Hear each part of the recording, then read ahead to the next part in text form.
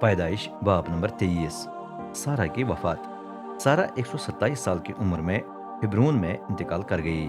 اس زمانے میں ہبرون کا نام کریت اربا تھا اور وہ ملک کنعان میں تھا۔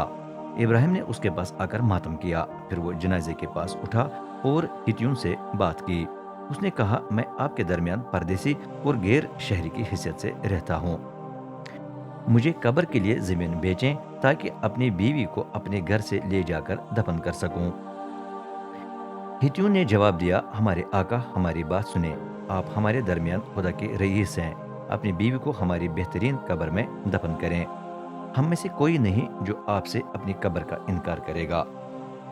ابراہیم اٹھا اور ملک کے باشندوں یعنی ہتیون کے سامنے تعظیماً جھک گیا۔ اس نے کہا، اگر آپ اس کے لیے تیار ہیں کہ میں اپنی بیوی کو اپنے گھر سے لے جا کر دفن کروں تو سہر کے بیٹے افرون سے میری سفارش کریں کہ وہ مجھے مقفلہ کا غار بیچ دے۔ وہ اس کا ہے اور اس کے کھیت کے کنارے پر ہے، میں اس کی پوری قیمت دینے کے لیے تیار ہوں تاکہ آپ کے درمیان رہتے ہوئے میرے پاس قبر بھی ہو۔ افرون ہتیون کی جماعت میں موجود تھا۔ ابراہیم کی درخواست پر اس نے ان تمام ہتیوں کے سامنے جو شہر کے دروازے پر جمع تھے جواب دیا، نہیں میرے آقا، میری بات سنیں، میں آپ کو یہ کھیت اور اس میں موجود غار دیتا ہوں، سب جو حاضر ہیں میرے گواہ ہیں، میں آپ کو دیتا ہوں، اپنی بیوی کو وہاں دفن کر دیں۔ ابراہیم دوبارہ ملک کے باشندوں کے سامنے ادباً جھک گیا۔ اس نے سب کے سامنے افرون سے کہا، مہربانی کر کے میری بات پر غور کریں، میں کھیت کی پوری قیمت ادا کروں گا، اسے قبول کریں تاکہ وہاں اپنی بیوی کو دفن کر سکوں۔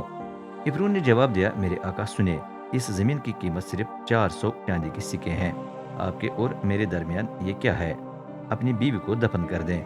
ابراہیم نے افرون کی مطلوبہ قیمت مان لی اور سب کے سامنے چاندی کے 400 سکے تول کر افرون کو دے دیے۔ اس کے لیے اس نے اس وقت کے رائج باٹ استعمال کیے، چنانچہ مقفلہ میں افرون کی زمین ابراہیم کی ملکیت ہو گئی۔ یہ زمین ممرے کے مشرق میں تھی، اس میں کھیت کا غار اور کھیت کی حدود میں موجود تمام درخت شامل تھے۔ ہتیون کی پوری جماعت نے جو شہر کے دروازے پر جمع تھی زمین کے انتقال کی تصدیق کی۔ پھر ابراہیم نے اپنی بیوی سارہ کو ملک کنعان کے اس غار میں دفن کیا جو ممرے یعنی ہبرون کے مشرق میں واقع مقفلہ کے کھیت میں تھا۔ اس طریقے سے یہ کھیت اور اس کا غار ہتیون سے ابراہیم کے نام پر منتقل کر دیا گیا تاکہ اس کے پاس قبر ہو۔